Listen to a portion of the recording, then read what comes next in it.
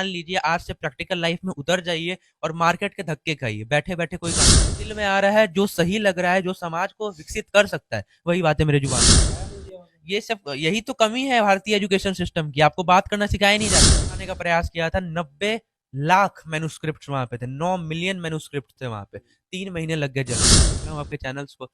बहुत अच्छा लगता है, इसी की चोट पे कह रहा हूँ कि 1 रुपए की फंडिंग मैंने किसी से नहीं ली है।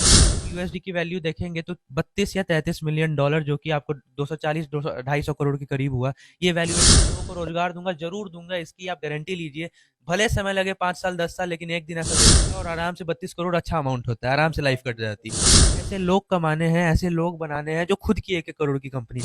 आए दिन न्यूज़ सुनते होंगे, किसी ने इतनी की फंडिंग उठा ली, किसी व्यापारी के लॉस हो गए। ये कुछ इस प्रकार रही कि मेरी जर्नी की शुरुआत हुई थी 10 मैथ्स गाय लिखकर। बिजनेस के दुनिया में अगर आप विवेक बिंद्रा को जानते होंगे तो एक और शख्स को जानते होंगे जिनका नाम है सूर्यांश। हमारे साथ आप यूं कहें कि बिजनेस क्षेत्र के माहिर सीईओ, 1 2 3 4 5 बोलेंगे तो गिनती नहीं पूरेगा, 56 कंपनी के सीईओ हैं।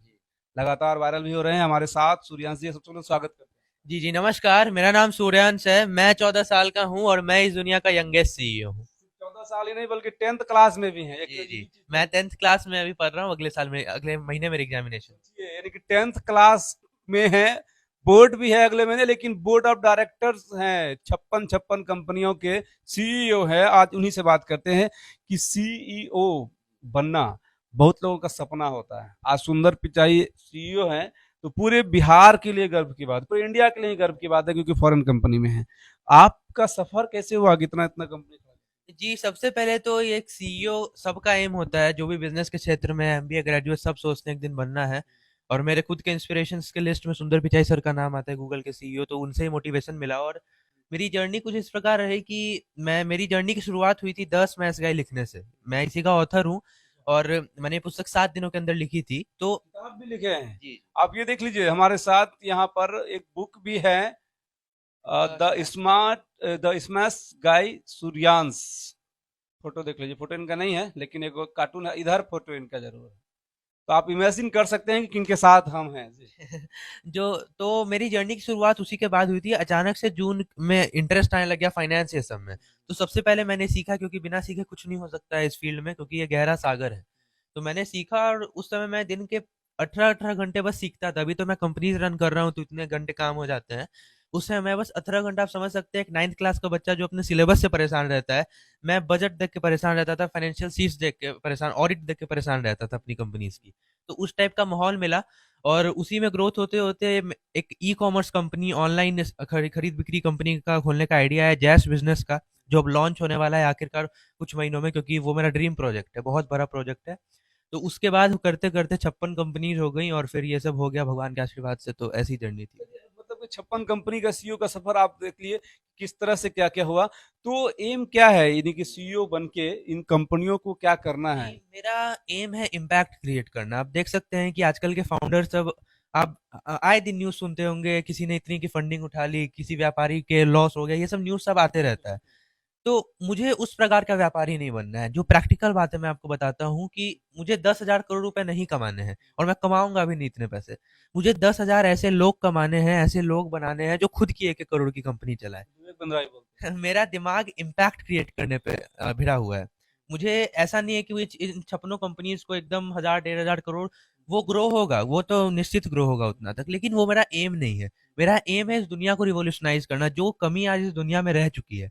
आप मीडिया के फील्ड में देख लीजिए, आप ई कॉमर्स के फील्ड में, क्रिप्टो करेंसी, स्टॉक मार्केट के फील्ड में, उन सारी कमियों को भरने का प्रयास मेरा रहेगा जब तक मैं इस व्यापार के फील्ड में हैं। ऐसा नहीं है कि 56 कंपनी अलग अलग कंपनी होंगे, कुछ एजुकेशन से होंगे, कुछ हेल्थ से होंगे, कुछ रियल एस्टेट होंगे, मतलब जो भी सेक्टर हैं सारे, है ना? जी, जी, सारे सेक्टर्स तो में। ऐसा नहीं है कि आप इसको अच्छा कराएंगे और फिर इसका जब वेट बढ़ेगा फिर आप इसी को बेच हाँ जी, देंगे। हाँ जी। नहीं, नहीं, आप जैसे एक्वायर का आपने बात किया, मैं इस कंपनी को कभी नहीं बेचने वाला हूँ। ऑफर तो आया ही था 32 करोड़ का 51% स्टेक के लिए इस कंपनी में। 1 मिनट के अंदर मैंने रिजेक्ट कर दिया। आप सोच सकते हैं एक 13 साल का लड़का जो अभी-अभी स्टार्ट किया है सब कुछ, उसको 32 करोड़ का ऑफर मिल रहा है। आराम से ले लेता और आराम से 32 करोड़ अच्छा अमाउंट होता है, आराम से लाइफ कट जाती। मैं उसके पीछे नहीं भाग रहा हूँ। ऐसे करोड़ों के ऑफर्स आते रहते हैं, लेकिन दिमाग नहीं है मेरा। अब कल ही एक बात हुई, एक फाउंडर से, मेरे मतलब क्लोज फाउंडर है, कह रहे थे इस कंपनी में आ जाओ, मैं तुमको 1 से 1.5 करोड़ रुपए पैकेज पे दूंगा। तो मुझे ये सब नहीं करना है, मुझे खुद की कंपनी ग्रो करनी है और इसमें एम्प्लॉयमेंट लाना है। कहता हूँ 10,000 लोगों को रोजगार दूंगा, जरूर दूंगा, इसकी आप गारंटी लीजिए। भले समय लगे 5 साल 10 साल, लेकिन एक दिन ऐसा जरूर होगा कि 10,000 लोग, 10,000 परिवार इसमें जुड़ चुके होंगे इस कंपनी से। सीईओ जो बने हैं वो सारी प्राइवेट लिमिटेड इस तरह की कंपनी होगी ना, या लिमिटेड कंपनी? जी जी, प्राइवेट लिमिटेड कंपनी है। और ये इतना वायरल हुआ, मुझे जैसा कारण लगता है कि अभी तक अलग अलग प्राइवेट लिमिटेड कंपनीज आपने देखी होंगी, जैसे बड़े बड़े ग्रुप्स की, रिलायंस की ग्रुप है, अडानी की ग्रुप है, अलग अलग अलग कंपनीज है। मेरे में एक ही कंपनी में 56 स्टार्टअप्स हैं।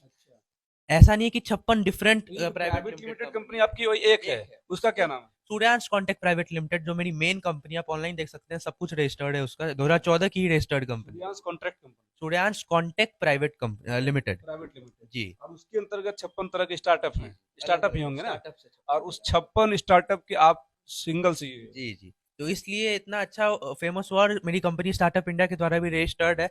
सब कुछ इसका, लोग कहते हैं कि ये फर्जी कंपनी है, सेल कंपनीज है, लेकिन आप देख सकते हैं ऑनलाइन इसके डायरेक्टर्स भी हैं, सीईओ भी हैं, शेयर होल्डर्स भी हैं, पार्टनर्स भी हैं, आप सब कुछ ऑनलाइन देख सकते हैं, ये सब कुछ ऑनलाइन। कंपनी का अभी टर्नओवर कितना जी, होगा जो आप? वैल्यूएशन मैं आपको बताता हूँ, टर्नओवर अभी मैं रिवील नहीं करना चाहूँ, क्योंकि सारी कंपनी जो ये प्रोसेस में लॉन्च हो रही है, तो अमाउंट बढ़ घट सकता है।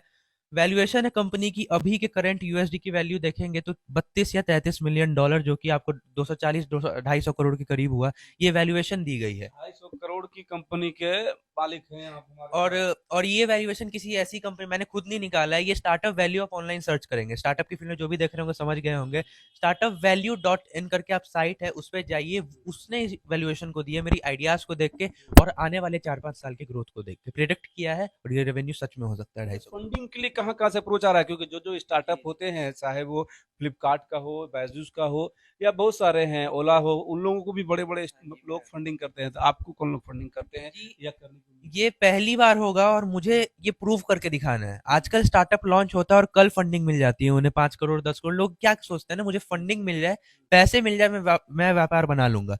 मुझे ये प्रूव करना है कि बिहार के छोटे से शहर मुजफ्फरपुर का छोटा से गांव में अम्मा का लड़का बिना किसी फंडिंग के 56 स्टार्टअप्स को बड़ा करेगा।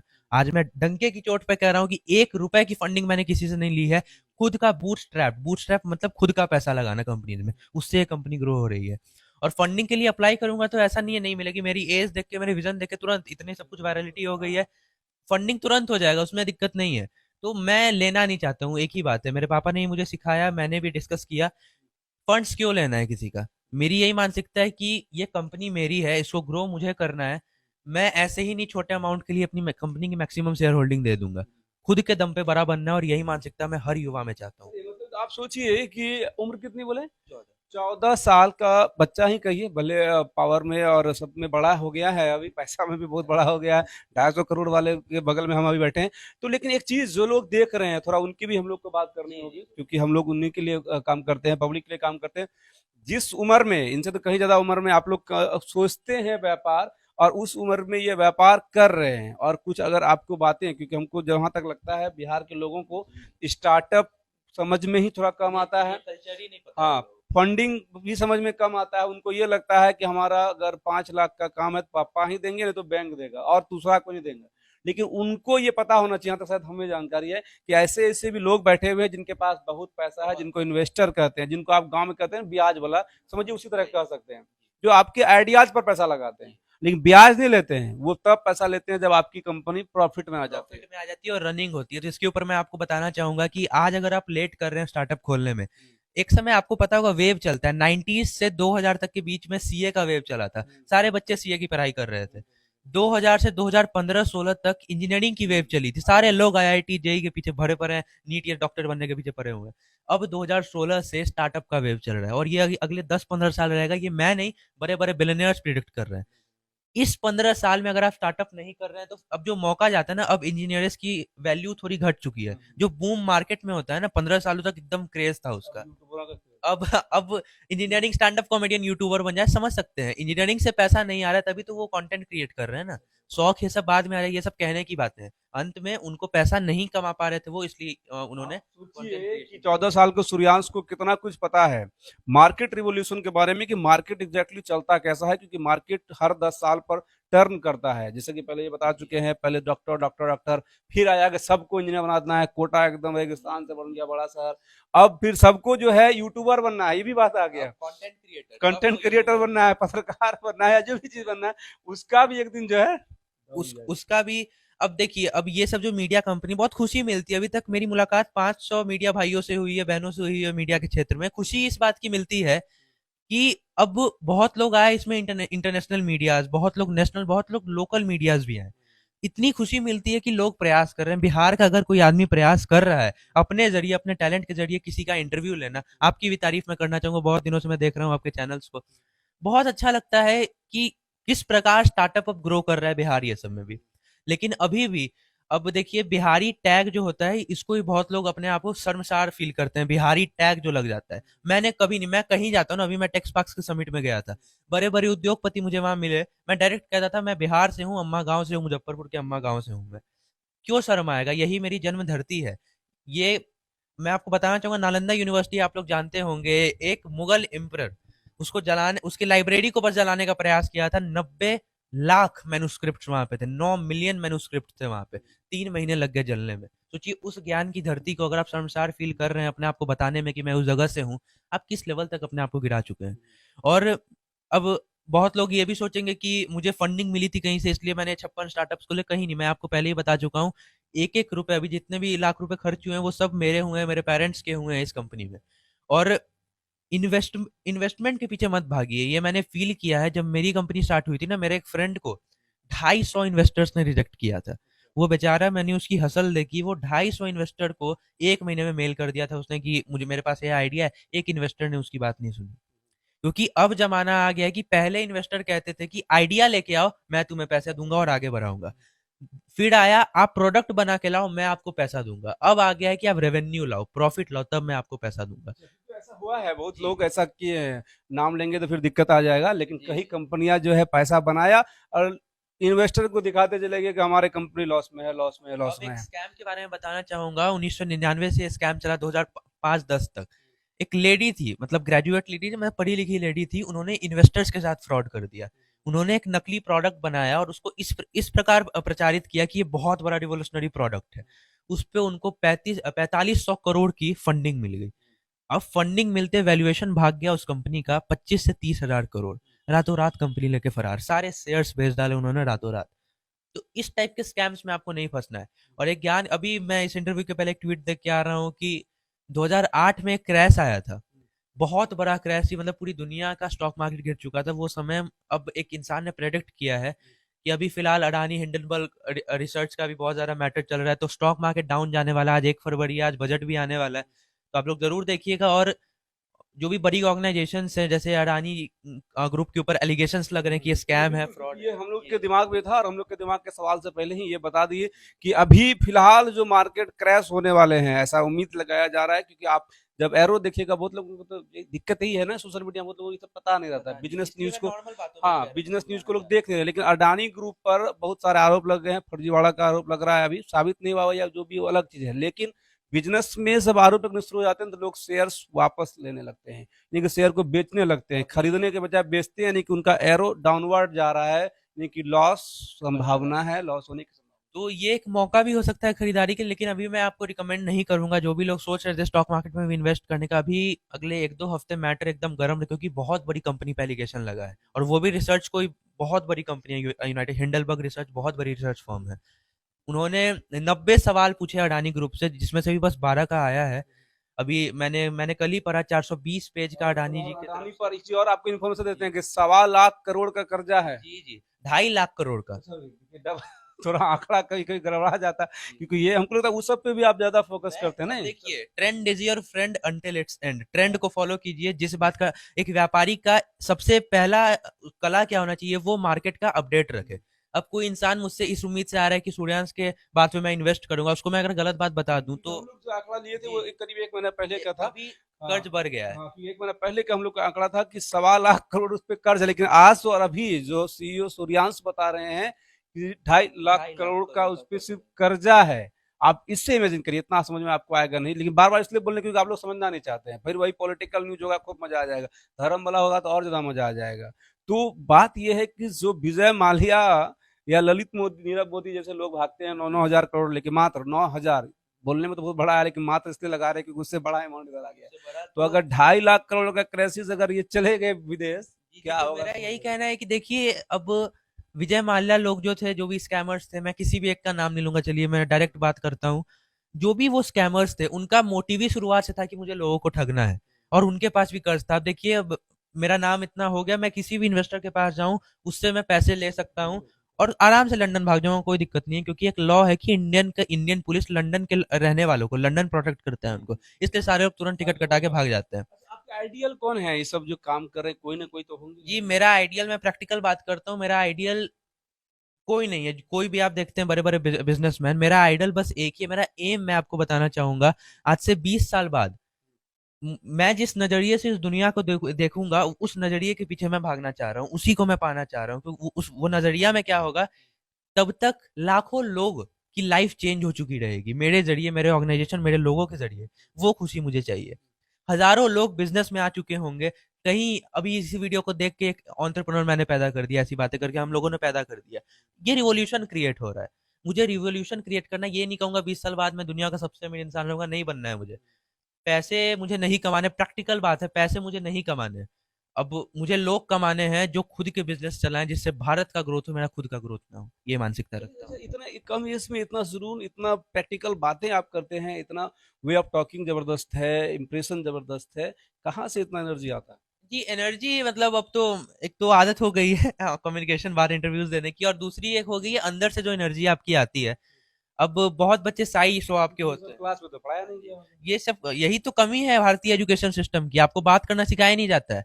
एग्जाम में कहा जाता है जितने पेज भरोगे उतने मार्क्स देंगे। किसी बड़े व्यापारी से आप मिलेगा, वो कहेगा 1 मिनट में मुझे समझाओ, वरना जाओ, मुझे तुमसे बात नहीं सही करनी। बात है। देखिए, यही यही अंतर होता है स्कूल एजुकेशन में और प्रैक्टिकल एजुकेशन में।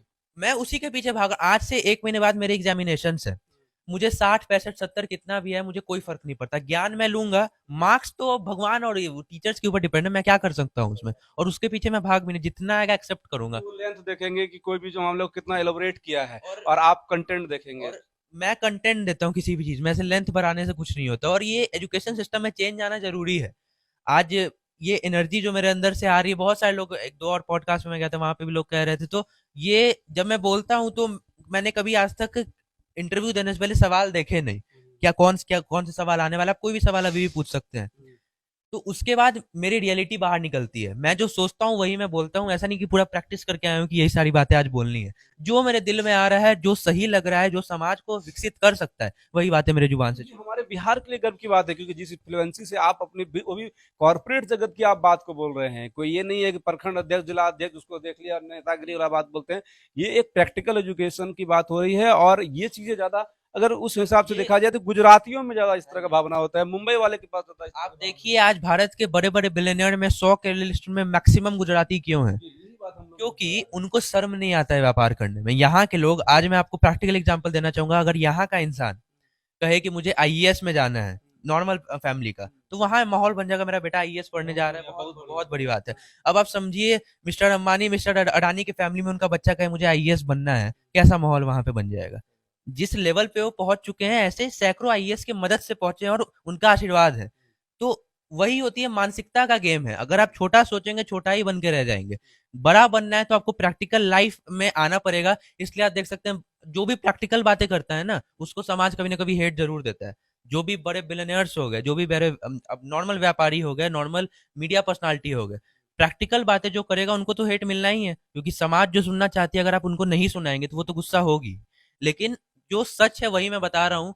और अभी वही, जो जो भी लोग इन्वेस्ट करना चाह रहे हैं, अभी फिलहाल रुक जाइए, क्योंकि अभी मैं ट्वीट पढ़ के आ रहा हूँ, कुछ बड़ा क्रैश होने वाला है मार्केट में। कोई मैं नाम नहीं लूंगा, लेकिन अगले 1-2 हफ्ते में कुछ माहौल गड़बड़ रहेगा। आज तो बजट भी आ रहा है फिर भी, लेकिन मार्केट की अभी स्थिति गड़बड़ रहेगी। सोचिए सोचिए, और मतलब क्या कहे कि छोटा भाई हमारा सूर्यांश इतना बोल्ड होके जो बोलता है, ये हमें भी कहीं ना कहीं, और वीडियो तो इनका और भी जगह देखे थे, लेकिन आज प्रैक्टिकली साथ में बैठकर फेस टू फेस बात कर रहे हैं, तो हमें भी मतलब इस भाई से भी सीखने के लिए। तो आप जो लोग देख रहे हैं, उनके लिए ये बताइए कि जो आप जिस हिसाब से बोलते हैं, जिस प्रैक्टिकल वे में आप बात कर रहे हैं, जो वे ऑफ टॉकिंग है आपका, बड़े बड़े लोगों से आप मिल भी चुके हैं, जो स्क्रीन पर आपको वीडियो फोटोज दिख भी रहे होंगे कि मतलब मैक्सिमम सीईओ से, मैक्सिमम डायरेक्टर से मिल चुके हैं। जो भी स्टार्टअप फाउंडर्स तो उस युवाओं के लिए, चाहे वो आपसे थोड़ा उम्र में बड़े हो या छोटे हो, उन्हें थोड़ा बताइए कुछ। अब मैं आपको बताना चाहूंगा कि एक तो आपको, अब मैंने जो भी फील किया अभी तक, बहुत सारे इन्वेस्टर्स को मैंने पिच किया है, बहुत सारे अपने खुद के व्यापार बनाने के जरिए में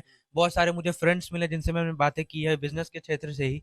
एक बात पता चला है, अगर आप अपने आप को एक्सप्रेस नहीं कर पा रहे हैं, मेरे अंदर ये नॉलेज है कि मैं स्टॉक मार्केट को जानता हूँ, मैं अगर उसको बता नहीं पा रहा हूँ तो कौन लोग समझेंगे? अपने मेरे अंदर ही नॉलेज का कोई वैल्यू नॉलेज अगर आपको शेयर करना है, ये आदत टीचर्स में अच्छी होती है, वो फ्लुएंट होते हैं, उनके पास नॉलेज है, वो आराम से आपको शेयर कर देंगे इजीएस्ट वे में। और वही कला आपको आपके अंदर लानी पड़ेगी। जितना कंटेंट होगा आप उतना ही बोल पाएगा। अगर आप एक लाइन में नहीं जानते स्टॉक मार्केट के बारे में, आपसे सवाल पूछा जाएगा, आप एकदम शांत हो जाएंगे। लेकिन आपके पास जानकारी है तो आप बोलते चले जाएंगे, सवाल पूछने वाला थक नहीं। जाएगा। समाज में अपना डंका बजाना है, अपना झंडा गाड़ना है, तो पहला जरूरी है नॉलेज। नॉलेज आपके पास दूसरा? होना चाहिए, दूसरा आपके पास स्किल होना चाहिए। नॉलेज आ गया आपके पास कि मुझे ये सब करना है, आपका विजन क्लियर हो गया, मुझे इस क्षेत्र में आगे बढ़ना है। अब आपके अंदर उस चीज की स्किल होनी चाहिए। और स्किल में क्या क्या आ जाता है, अगर आपको आगे चल के व्यापारी बनना है, स्टार्टअप फाउंडर बनना है, तो आज से ठान लीजिए, आज से प्रैक्टिकल लाइफ में उतर जाइए और मार्केट के धक्के खाइए। बैठे बैठे कोई काम नहीं होता है। मार्केट के धक्के खाइए और रियलिटी समझिए कि आज आज के समय में कौन सा व्यापार चल रहा है। चाहे वो किसी भी क्षेत्र से हो, इंटरनेट की कंपनी हो, लोकल कंपनी हो, या फिर आप खुद का दुकान या स्टॉल खोल रहे हैं, तो वो प्रैक्टिकल लाइफ आपको सीखना पड़ेगा, वो स्किल आपको सीखना पड़ेगा। और ईगो खत्म कर दिए। तीसरा स्टेप ये रहेगा, आपके अंदर ईगो ही नहीं होना चाहिए। अगर आपको व्यापार करना है, पढ़ाई करनी है, किसी इंसान से मिलना है, कोई नया आइडिया के ऊपर काम करना है, तो ईगो खत्म कर लीजिए। चाय वाला पहले चाय भी बेचता था। तो ईगो नहीं था तभी तो आज 100 करोड़ का धंधा वो खड़ा करके ये एक नवयुवक पूरे इंडिया का बना चुका है, 250 आउटलेट्स खोल चुका है। तो आप समझ रहे हैं किस लेवल का मोटिवेशन है। आज अगर वो उस दिन चाय बेचने में शर्मा जाते तो आज 100 करोड़ उनके पास होता, कि जो शर्मा रहे, जो नहीं शर्मा रहे उनके पास होता। शर्माना नहीं चाहिए। और ईगो सबसे पहले, एक सेल्समैन का क्या आदत होना चाहिए, हर व्यापारी सेल्समैन है। व्यापारी कौन होता है? जो किसी भी चीज को बेच दे। मैं आपको अभी ये बेच दूंगा, आपको अभी ये बेच दूंगा, आपको पता भी नहीं चलेगा मैं आपको ये बेच चुका रहूंगा। ये एक व्यापारी और एक सेल्समैन की कला होती है। और सेल्समैन किसी भी चीज को बेचने तक अपनी पूरी एफर्ट्स डाल देता है बिना किसी ईगो के। तो आपके अंदर वो स्किल होना चाहिए। और चौथा, आपके अंदर डेडिकेशन होना चाहिए और फोकस होना चाहिए। ये 5 स्टेप का फॉर्मूला अपनाइए और स्टार्टअप की फील्ड में आपको कोई नहीं आगे ग्रो करने से रोक सकता है। मैं नहीं कह रहा हूँ, mister Warren Buffett, mister Bill Gates दोनों बड़े बड़े उद्योगपति हैं। जी जी। तो उन दोनों को अलग अलग कमरे में बैठा दिया गया और कहा गया कि कोई एक शब्द लिखा जाए जिसने आपको आज यहाँ तक पहुंचाया है। अलग अलग कमरे में थे दोनों, और दोनों ने एक ही शब्द लिखा, फोकस, ध्यान। समझ सकते हैं, बिलियनियर्स कहते हैं आपके अंदर ध्यान होनी चाहिए, आपके अंदर फोकस होना चाहिए किसी भी चीज को अगर आप कर रहे हैं। इसको अपनाइए, आप कोई नहीं रोक सकता ग्रो करने। उम्मीद करेंगे कि आपको वीडियो बहुत ही अच्छा लगा होगा। और सबसे बड़ी जो हमें अच्छा लगी पर्सनली, वो है सूर्यांश का वे ऑफ टॉकिंग और सूर्यांश का आई कांटेक्ट और फिजिकल अपीयरेंस, क्योंकि वही वो चीज है जो आज सूर्यांश को यहाँ तक पहुंचाया। और हम लोग सूर्यांश के लिए, पूरा बिहार, पूरा हिंदुस्तान ये उम्मीद करेगा कि हमारा भाई, छोटा भाई, एक दिन हिंदुस्तान का झंडा पूरे विश्व में, जो भी इनके कंपनी का नाम है Suryansh contact private limited, Suryansh contract private limited, वो एक दिन इंडिया का सबसे बड़ा मल्टीनेशनल कंपनी बनेगा। जय हिंद।